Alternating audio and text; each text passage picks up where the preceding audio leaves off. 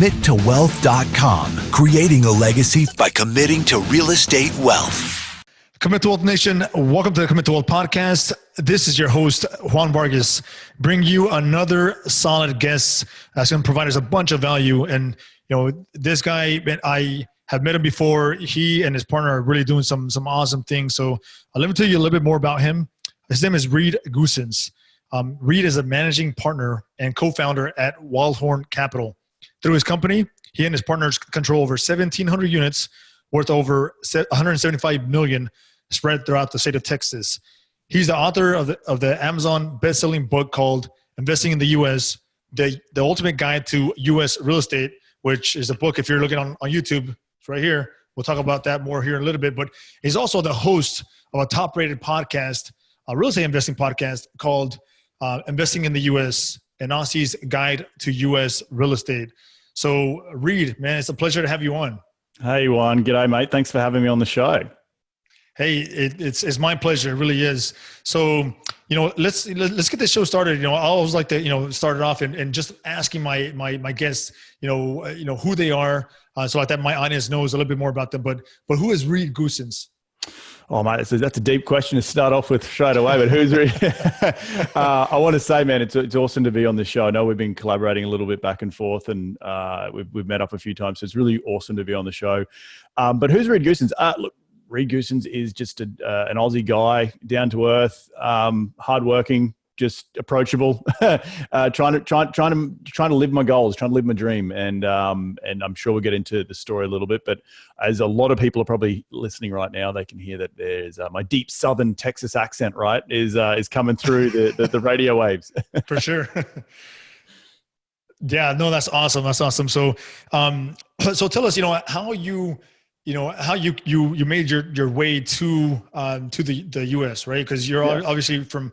You're Aussie, so you made your way to the United States. So tell us how that transition even happened, or what was the thought process there? Yeah, well, so the thought process was so back in 2009, so a decade ago, I actually backpacked. I was working in the south of France. I crossed the Atlantic Ocean on a super yacht, working for a Russian billionaire. We can get into that in a little bit.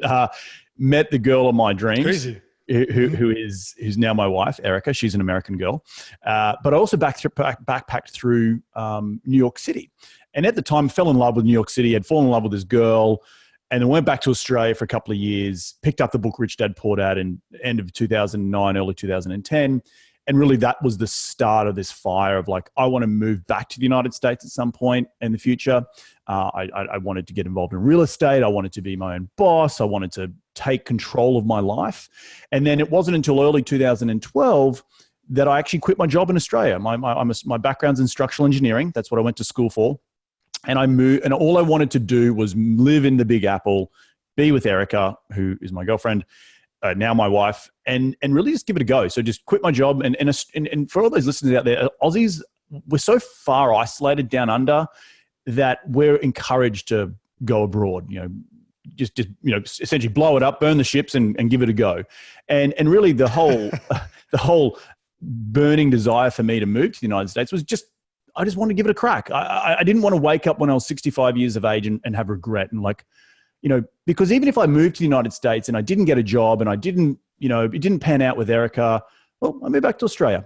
Whoop-de-doo. That was the worst case that can happen. So 2012, quit my job in Australia, moved to the Big Apple, didn't have a job. I didn't go to school here, didn't have any family, was moving across the country, across the world for the love of New York City, but also for the love of Erica. And then just sort of putting one step in front of the other and figuring it out, and started attending, US real estate networking events. And, I thought Australia had really good real estate networking events. Well, New York's on steroids, right? It's like taking information out of a fire hose. And that's, I was just like, wow, this is so incredible. And the barriers to entry here in the United States are so much lower than they were in Australia. So it was just about, first and foremost, get a job, get a visa, get an apartment in New York City, then figure out like, hey, I want to keep this journey going of real estate investing, or started at least. And that's where I attended my first meetup event. And I think within 6 months, I bought my first property all cash for $38,000 and quickly figured out what a ghetto was. So, Yeah. So that's Wow. really how it got started.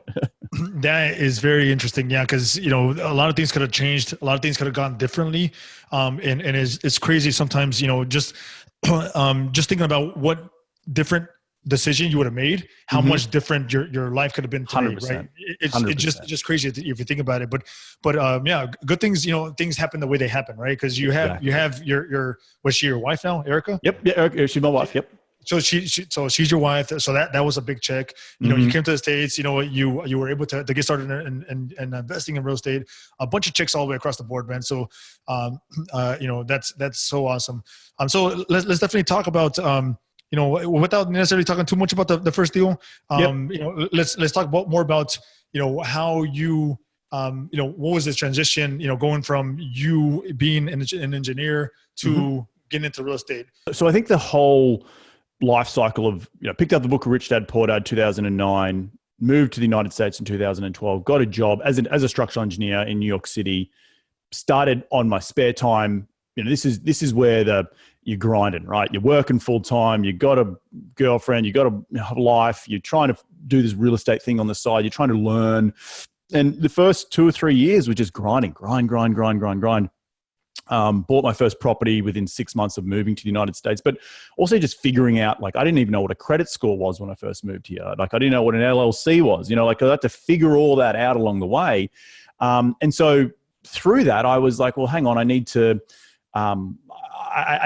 I'd bought a few properties but I got to the end of my tether already. I'd borrowed all I could borrow. I think I had 2 or 3 little properties in upstate New York. I was going to flip a house in Philadelphia, but I was working full time still as an engineer.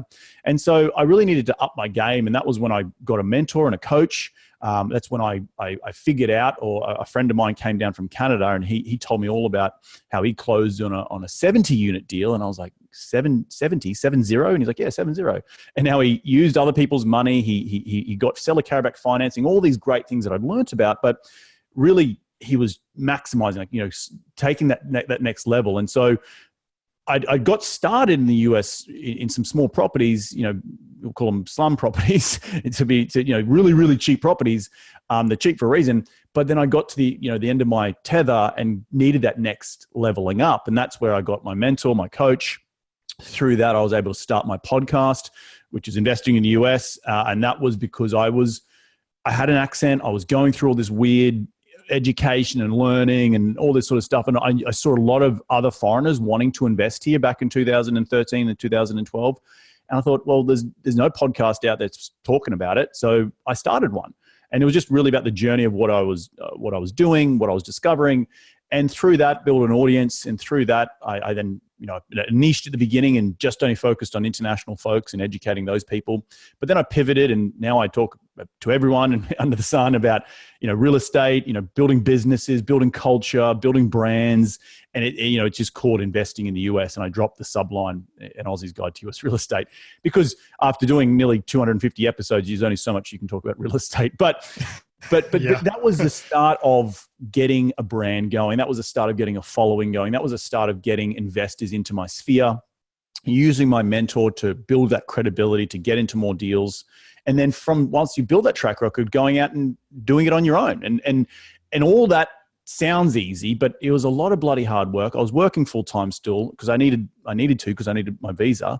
At the same time, I transitioned from structural engineering and I went into be an owner's representative or a project manager for a real estate developer here in Los Angeles, because I moved from New York City to LA in 2014. And then I said, if I've got to continue to work as a W-2, I might as well be completely surrounded by everything related to real estate, doing my deals on the side, raising money, building my brand on the side, but also earning good money as a real estate developer's owner's rep.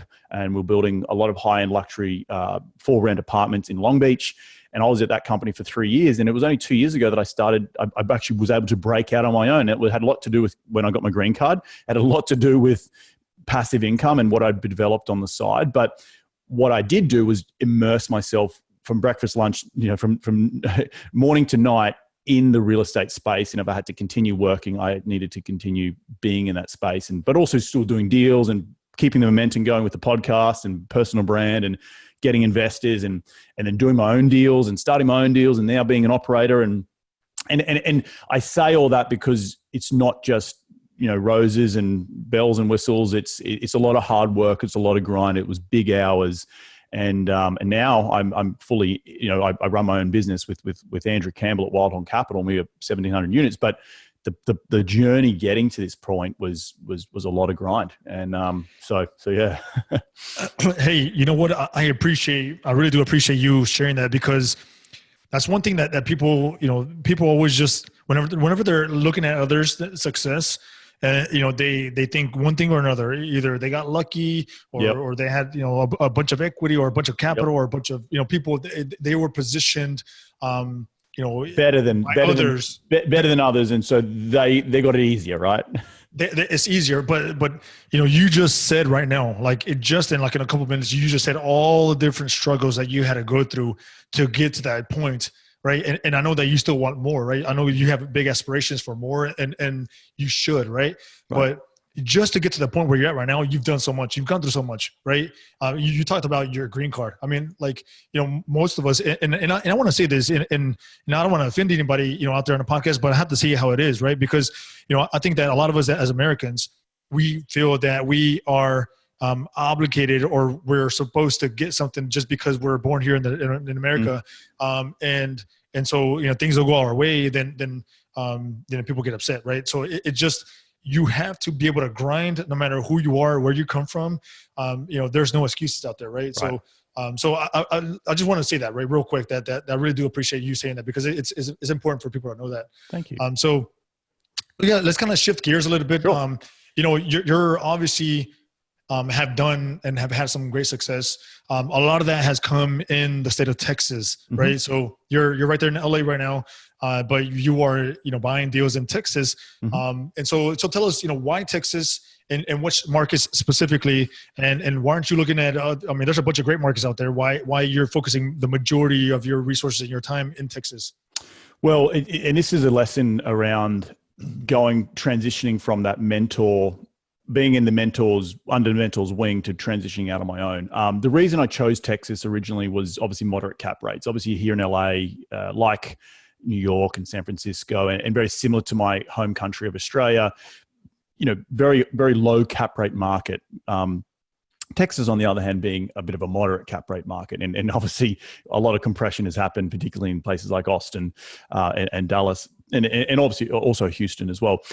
So that was really the start. And when I was looking at deals, smaller deals, when I was trying to break out on my own, this is going back 4 years ago, I'd already done some co-GP deals with my mentor, was looking at sort of 50, 60, 100 unit deals, underwriting them, had my processes in place. I had employed a couple of USC undergrads to underwrite deals for me, because I was still working full time at the time.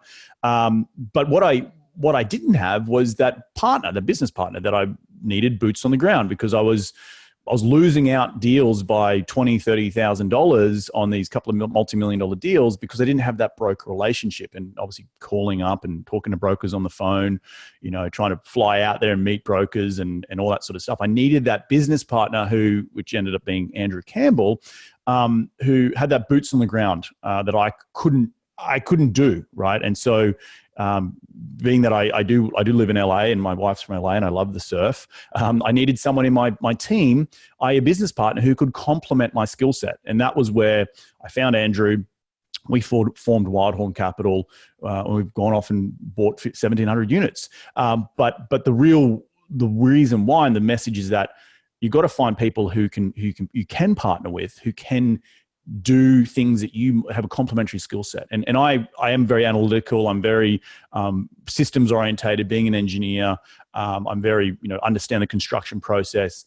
Where Andrew, on the other hand, he isn't that. He comes from marketing, and he doesn't want to be in the details. And so, but he's also boots on the ground. So he had the skill set that I didn't have. So it was very much a complementary skill set. And so chose Texas, chose moderate cap rates. Needed to find an boots on the ground partner. Found that.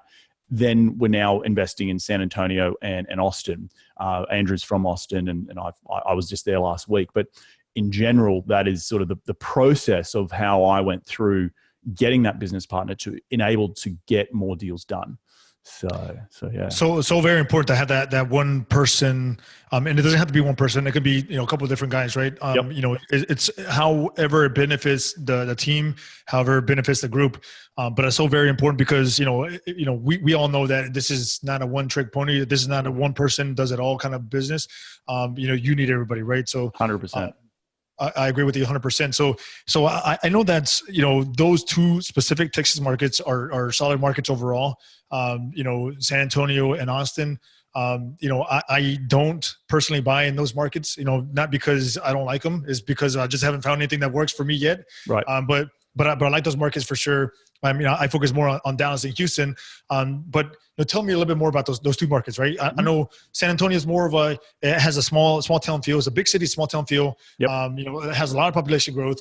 Austin is more of that tech city, right? It's had like tremendous growth over the last several years. You see all these big tech companies moving there.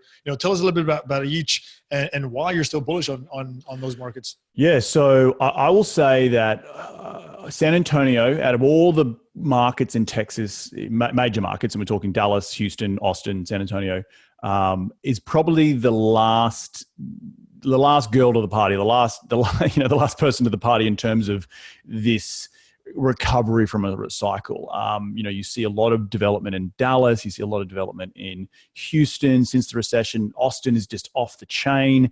And I know in San Antonio, for example, it's more slow and steady wins the races. It's a military town, huge population, I think it's 1.5 million people, but it's only 70 miles down the road from Austin, right? It's the poor cousin to Austin. So naturally, you're going to have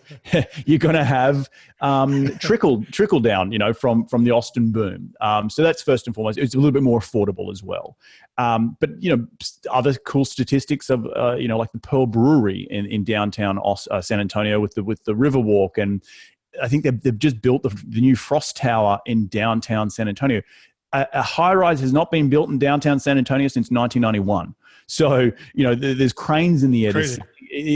There's movement happening. There's movement at the station, as they say. But it is also the last one to the party. It also could be the first one to get hit or whacked if you need the jobs coming, because jobs equals growth, right? And again, San Antonio has historically been a very military town. And we've seen as owners down in San Antonio, the rental pops aren't as great as you get in Austin.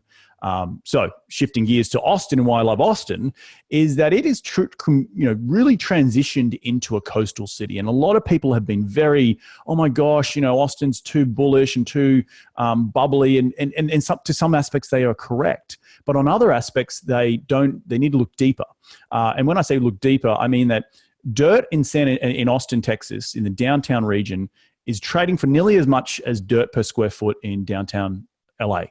Rents per square foot on new builds in downtown Austin are at $3-4 a square foot.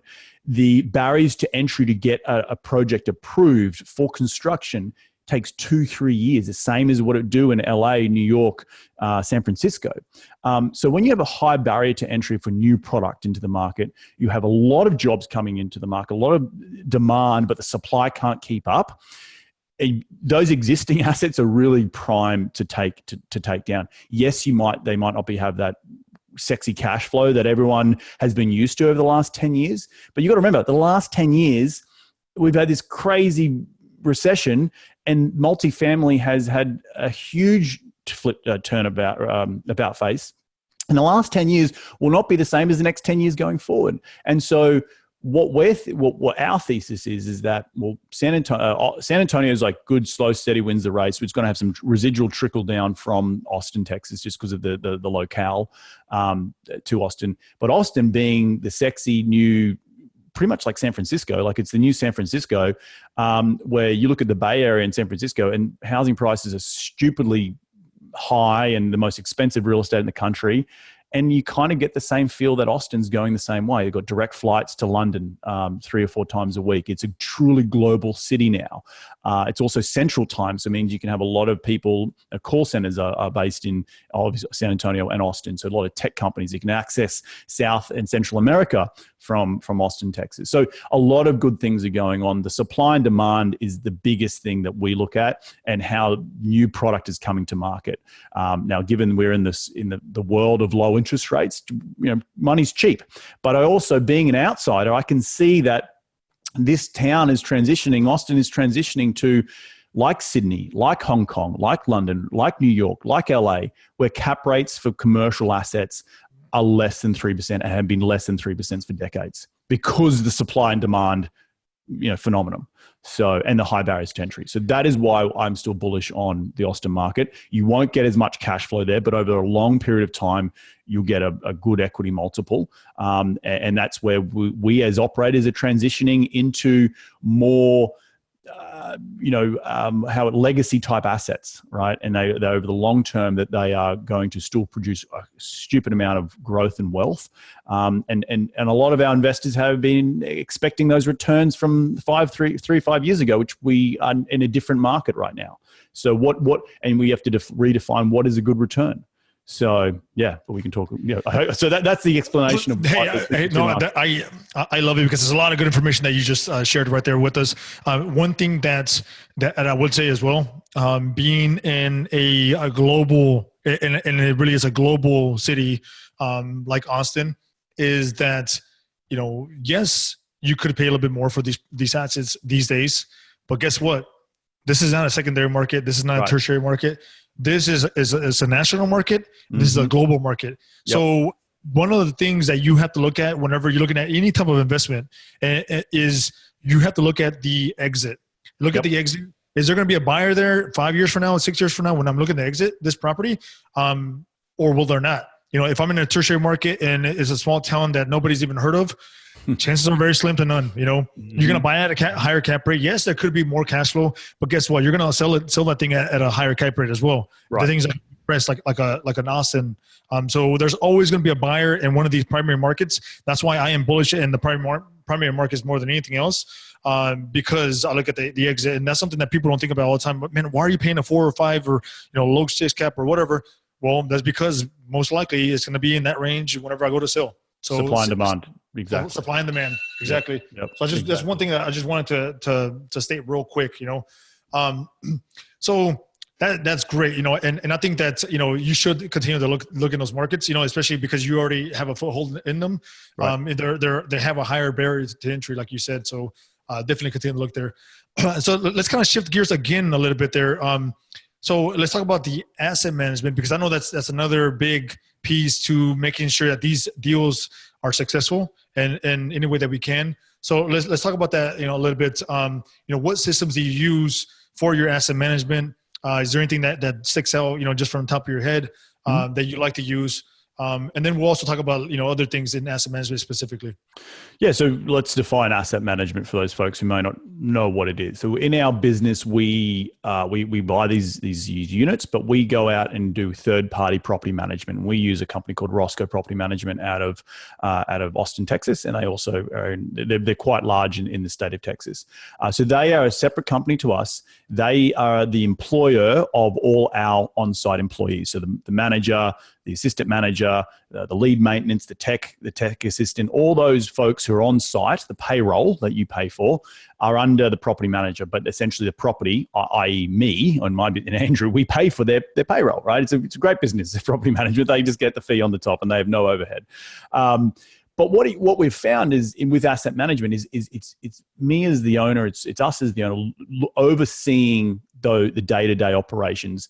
And we've definitely found, one of the hardest parts of the biggest piece of any successful deal is the property management game, right? You can make money when you buy, but you can bloody lose a lot of it if you have bad property management. And we've seen, the whole phenomenon of we buy these $40, $50 million assets and we've got on-site employees who are getting paid $55,000 a year. It's like these folks, not that there's anything wrong with these folks, but they're trying to encourage them to think like owners is one of the hardest things I found as an asset manager. So how do I instill confidence? How do I make sure that they've got a voice at the table? How do I make sure that they're taking ownership of the deal? And that is that it goes above and beyond. You ask about systems. It's really about culture. Like obviously the property management has their own culture, but we as Wildhorn need to bring our culture to the table. We're approachable. We're two guys. It's us two. If you've got a problem, come to us. Don't try and hide things. Don't try and gloss it over. I'm on weekly calls with our deals, every single deal. And I talk directly to the property manager. We look at budgets every single week and how they're tracking for the month and what is going to happen if they don't hit the budget set for, at the beginning of the year, and how we're going to make up for any losses that particular month, and making sure that we are cash flowing. And any other issues that we've got in terms of leasing velocity, in terms of, I know in San Antonio, like there is a definite dip in the winter, like, and I'm talking 5 basis points of occupancy just because it's winter, right? Last week on the call, we had 3 out of the 5 assets had evictions going on. It's the holidays. People are struggling. It's, this is the game of multifamily asset management. How do you manage against that? And obviously the property managers will, and Roscoe will bring their expertise to the table, but, I'm also trying to be there as a sounding board and bringing advice if I have anything to bring to the table, thinking logically about the situation, and just going through the day-to-day rigmaroles with the on-site team. And that's, we talk about culture, we talk about, empowering the staff to be more and take ownership of the deal, because that in itself will help the deal go to the next level. You walk into a leasing office and the energy of that leasing office, how does a potential resident feel? Is it bubbly or is it down? That's the type of stuff that I look for when I go on site, or I want to hear from property managers when they're on the phone with me, to know that's how they're selling this dream. That's how they're selling this asset. So, I got a little bit off topic, but it's more than just systems, because systems are great, but you have to empower people at the same time. And that is part of what, because Roscoe Property Managers pretty much got all the systems. I'm there making sure those systems are being employed, but also trying to drive the cultural factor of that you can't really, it's the art versus the science, if that makes sense. No, it makes complete sense, and I want to go back to the point that you said, you have a property manager on site, and she's making $55,000 a year, but we expect her to manage the property, a multi-million-dollar property, the way we want her to manage it. And sometimes it just doesn't happen. That's why it's so important that you guys communicate directly and make sure that they stay on top of what your business plan is. Right. And if they're not hitting there, then you need to kind of push them in that direction, right? Because you have to pretty much do the best job that you can to show your vision to them, right? Exactly. And then they have to execute it. They're the ones that execute it. You're the one that tells them, here, this is what I want. So that's not easy. And it's not easy. It's harder than people realize. It really is. Very hard. Yes. Yeah. Keep going. It's good, because this is... No, I was just going to say, when we just want to talk about that, everything's not going to be beautiful and butterflies, in any deal. We have projections that we project, and we have performance that we put out, in 1 year, like we close on today, and here's our projections. But 2 years from now, it could change. And sometimes it's things out of our control that can happen. And I'm not, making any excuses on anything, right? On my half or your half, or saying that even we're performing wrong at all. But, it can happen out there. But that's why it's extremely important that we stay on top of what they're doing, and push them in the right direction. And, that's how you're successful. And I think a couple of things you got to realize is the whole getting out of the gates. Like once you close, the business model needs to be fully communicated to everyone on site. There needs to be buy-in. And if you have someone who's sitting in the main seat who doesn't have buy-in, well, you can have underwritten that deal as conservatively as possible, as best as you can, but it's going to get out of the gate bad. It's going to have a slow start, and you'll see the J-curve effect happening. And if people don't know what the J-curve means, most pro formas are going off at a 5 or 10 degree slope. It's very straight. But in reality, it's more like a plane taking off, right? It's going to be turbulence, and you might track your NOI over the first 2 years, and it might actually go bad before it gets good, and then it gets the J curve. That's why it's called a J curve. So things like that. It's just who's the bums in seats who are steering the ship. Is so vital to the success of an individual deal. And if they don't have buy-in, if they don't understand how to run a renovated property, and look, me as the asset manager, I've done deals where I've blown and gone, like, we're done the whole exterior, we've done the leasing center, we've done it within 6 months, and we've turned 50 units in 6 months. Obviously, occupancy has dipped because of that. And we've also done the other way where it's slow and steady over a period of time. Like we're doing 2 or 3 renos a month, keeping that occupancy above 90, 92%, doing the exteriors, sort of exterior and leasing offers you can do within the first 6 months. But the major overhaul of the units may take 24 months instead of 18 months or 12 months. And that's really me as the asset manager turning the knobs and seeing really what works. Another big thing is when you close on the asset, if you're closing in winter, particularly in San Antonio, well, really across the board, people aren't looking to move. They're really looking to move in summer. And so you're going to have a slower leasing period. Does that mean you can get in and do the leasing center, return the leasing center in the winter? We typically do that. We will, one asset we closed on in April, we didn't touch the leasing center until September because we wanted people in the leasing center through the hot period of the month, the year, to making sure the traffic doesn't get confused. And regardless, whenever you do the leasing center to upgrade it, you've got to move it into a unit.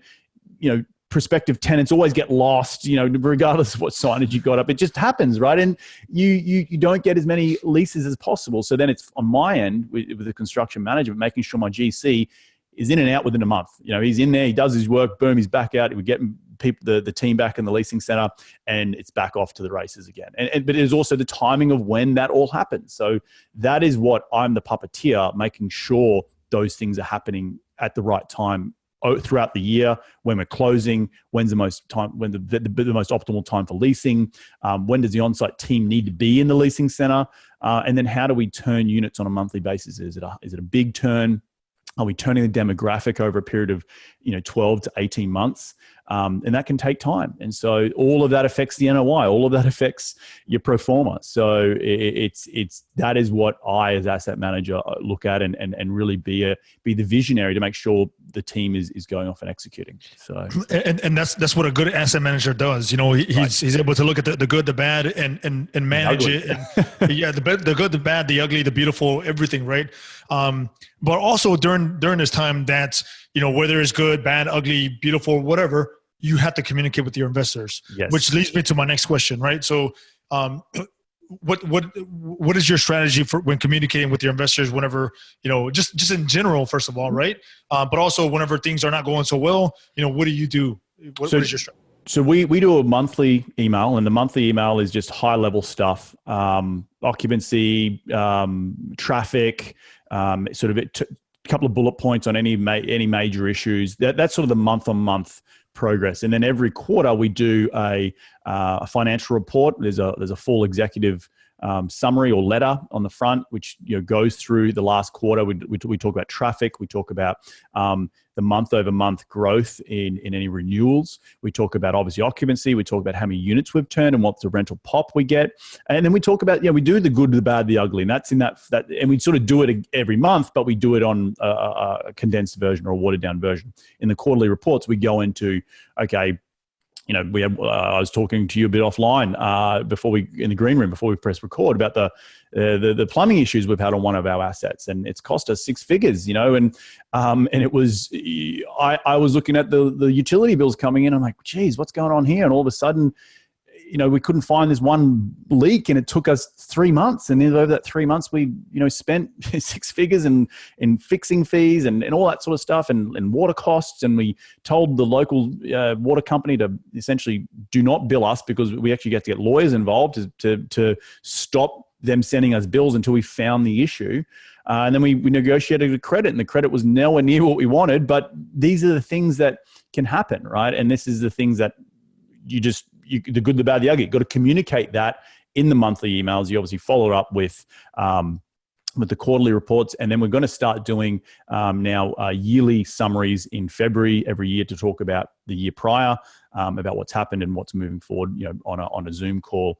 It's going to be pre-recorded, and we'll send it out to investors. And we have, in that type of communication, we have some investors who they're saying that's too much. We've got some investors saying, perfect, this is great, and they might have a few follow-up questions from an email or from a quarterly report.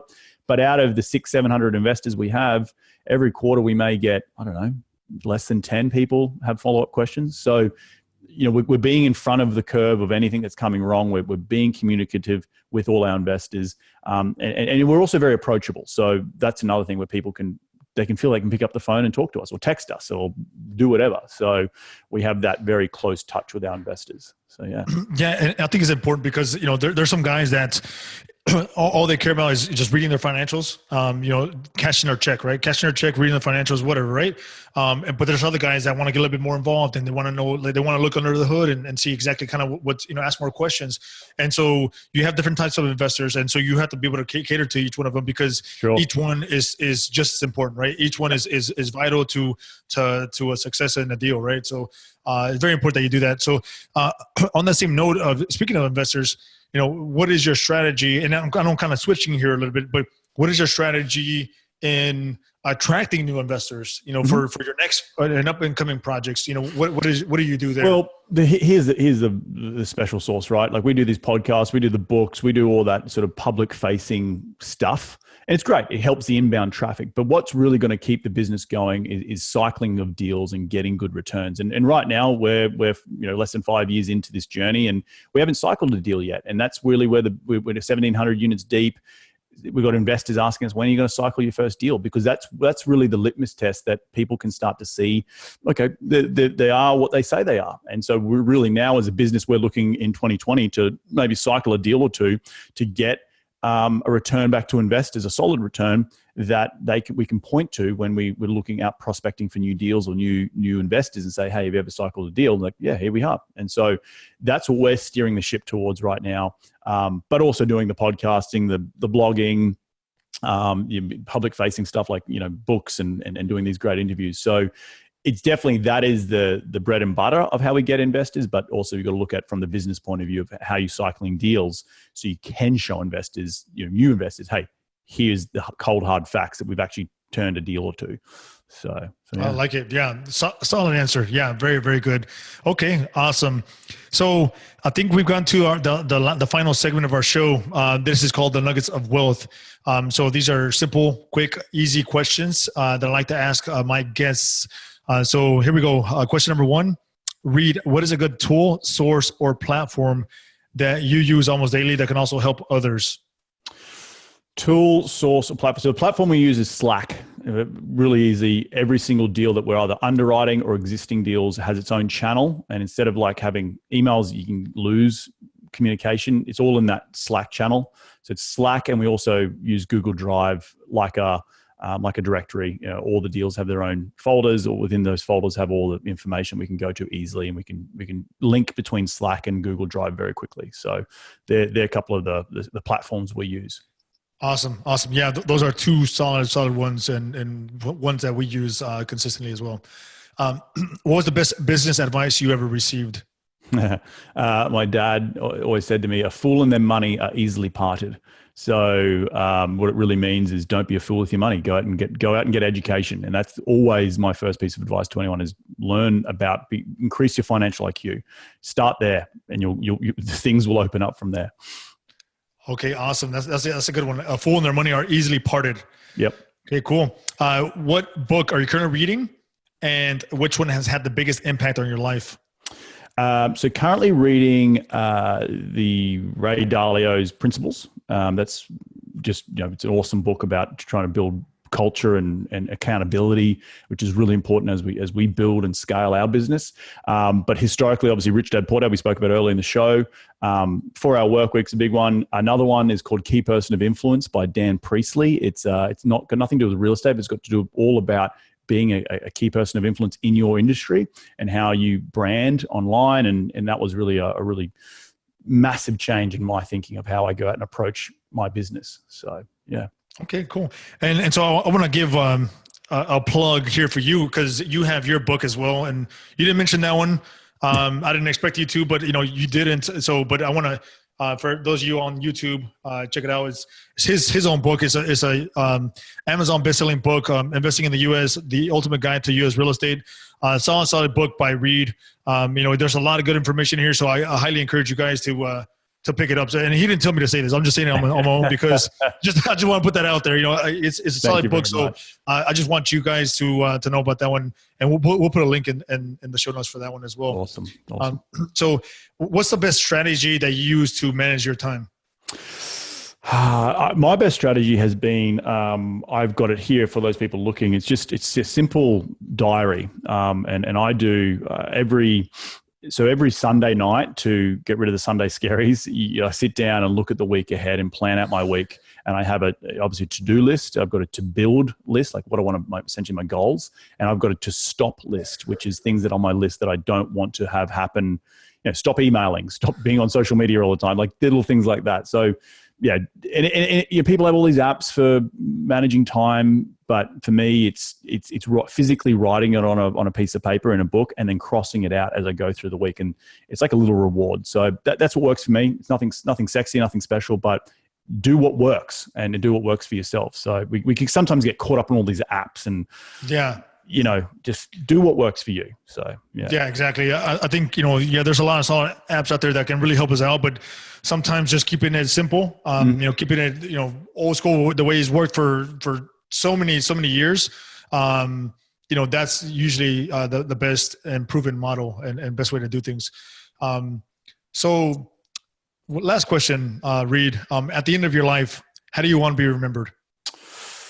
That's a very good question. At the end of my life, how do I want to be remembered? I think I was writing some stuff down the other day about values, and my whole value is being down to earth, approachable, hopefully some sort of leader. But I think I really want to be remembered as just a good guy who was honest and transparent, and who enjoyed life, because we're all on this journey towards financial freedom, building something out of nothing, but we sometimes get caught up in the building process and not stopping and enjoying what has happened along the way.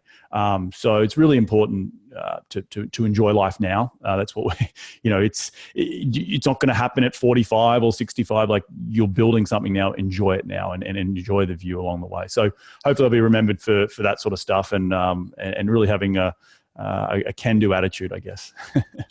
No, that's solid. I really like that, because there was a book that I read one time. I can't remember the name of the book, man, but it was a really, really good book, that kind of talked about something what you just mentioned about enjoying the journey, being happy right now today, because, if you think that if it takes, this much money or this many units or this or that, to be able to get to that state of being happy, then once you get there, you're going to realize that it was all fluke, and so if you can't be happy now, then it's going to be really hard for you to be happy later on. Exactly. So those are just material things that you're not going to take home with you anyways. You get to 1,000 units and there's 2,000 units and there's 3,000 units. Like, it never stops. And so having those daily habits of practicing gratitude and understanding that it is a journey, not a sprint, and then trying to enjoy that along the way and being intentional about living now, not living what's going to happen tomorrow or 10 years from now. Just live now. So yeah. Love it. Okay. So where can Committed Nation go to contact you and find out more about what you're doing in your company? Yeah, look, you can hit me up at go to reedgoosens.com. That's the easiest one. It's reedgoosens.com. On there, there's two buttons. You can learn from me or invest with me. Click on either one of those. Or you can just simply shoot me an email at info@reedgoosens.com. If any of your listeners are ever coming through LA and they want to meet up for a drink or a beer, or lunch, whatever, just hit me up, and I'm more hopefully my schedule allows it, but I'm pretty flexible with people who want to come and talk shop. Got it. Okay. So reedgoosens.com and info@reedgoosens.com if you want to shoot them an email directly. So, hey, Reed, man, it was a pleasure having you on. I really do appreciate your time. Man, I appreciate all the insightful, experiences and your the advice that you gave. You kept it real, and it was a lot of good information that, I'm sure my audience was able to use and to find very beneficial, and me as well. So I want to thank you for that. And I always like to tell my guests, man, I wish you continued success. Thank you, man. Well, I want to thank you for inviting me on the show. You're doing an incredible job here, and it's awesome seeing all your success that you're having. And I'm looking forward to having you on my show in a couple of months' time. So awesome. Thank you so much. CommitToWealth.com, creating a legacy by committing to real estate wealth.